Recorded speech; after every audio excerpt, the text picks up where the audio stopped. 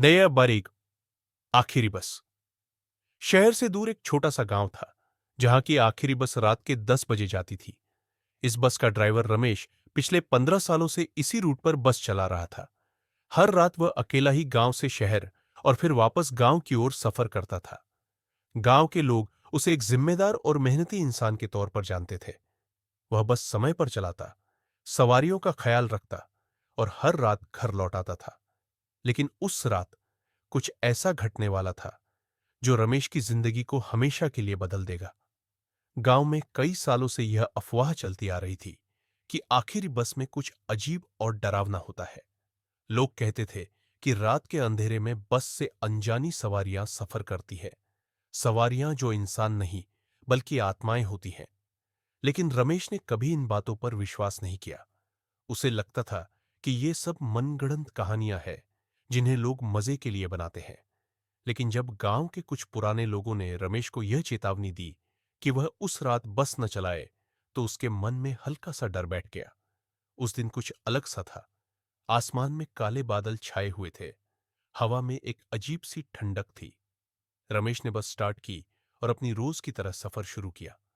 गांव से शहर तक का रास्ता बेहद सुनसान और जंगलों से घिरा हुआ था।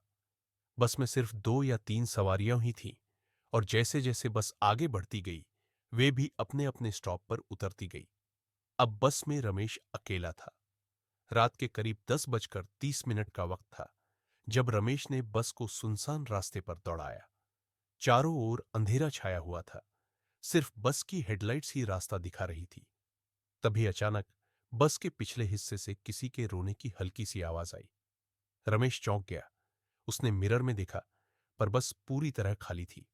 वह हैरान था, क्योंकि उसके अनुसार कोई सवारी बस में नहीं बची थी।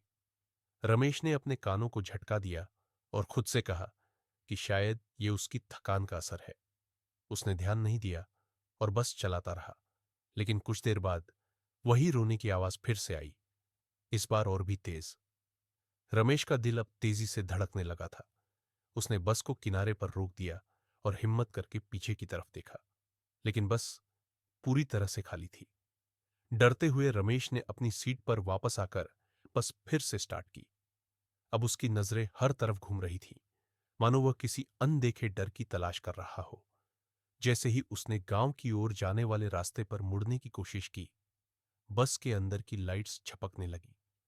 लाइट्स का यूं झपकना बिल्कुल सामान्य नहीं था। उसके बाद बस की खिड़कियां धीरे धीरे धुंधली होने लगी, जैसे किसी अदृश्य शक्ति ने उन पर अपने हाथ फेर दिए हो।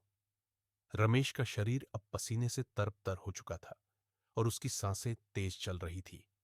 तभी उसने बस के पिछले हिस्से में किसी का साया देखा। ये एक औरत थी, सफेद साड़ी में लिपटी हुई।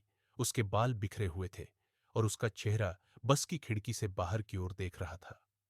रमेश ने अपनी जान बचाने के इरादे से तुरंत ब्रेक लगाया, लेकिन बस जैसे किसी और के कंट्रोल में आ चुकी थी। ब्रेक काम नहीं कर रहे थे। रमेश ने डरते डरते औरत से पूछा, आप कौन है और यहां कैसे आई? औरत ने धीरे से उसकी ओर अपना चेहरा घुमाया। उसका चेहरा विकृत था, आंखें गहरी काली और उसके होंठ सूखे और फटे हुए थे। उसने हल्की आवाज में कहा, मैं वही हूं जिसने कभी इस बस में आखिरी सफर किया था, और अब मैं हमेशा के लिए यहां हूं। रमेश की धड़कनें तेज हो गईं। उसने हड़बड़ाते हुए बस को रोकने की कोशिश की, लेकिन बस की गति बढ़ती गई। रमेश अब चीखने लगा, कृपया मुझे छोड़ दो, मैंने तुम्हारा क्या बिगाड़ा है? औरत हंसने लगी। उसकी हंसी बस के अंदर गूंजने लगी, जैसे वह रमेश की चीखों का मजा ले रही हो। उसने रमेश की ओर इशारा करते हुए कहा, यह रास्ता अब तेरा आखिरी सफर है। अब तू भी इस बस का हिस्सा बन जाएगा। रमेश का शरीर सुन्न हो गया था। उसकी आंखों के सामने सब कुछ धुंधला पड़ने लगा। अचानक बस की स्पीड और बढ़ गई और वह एक घने जंगल की ओर बढ़ गई, जहां कोई रास्ता नहीं था। बस जैसे एक अदृश्य शक्ति द्वारा खींची जा रही थी। सुबह गांव के लोग जागे तो उन्हें खबर मिली कि आखिरी बस रात भर से वापस नहीं आई थी। लोग परेशान हो गए और गांव के कुछ लोग बस की खोज में निकले।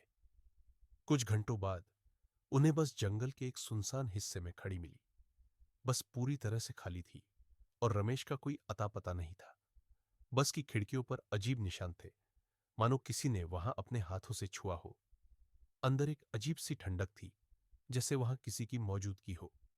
गांव वालों का मानना था कि रमेश भी उसी रहस्यमयी सवारी का शिकार हो गया था, जो हर रात उस बस में सफर करती है। अब वह बस, जो कभी गांव से शहर जाती थी, एक भूतिया सफर बन चुकी थी।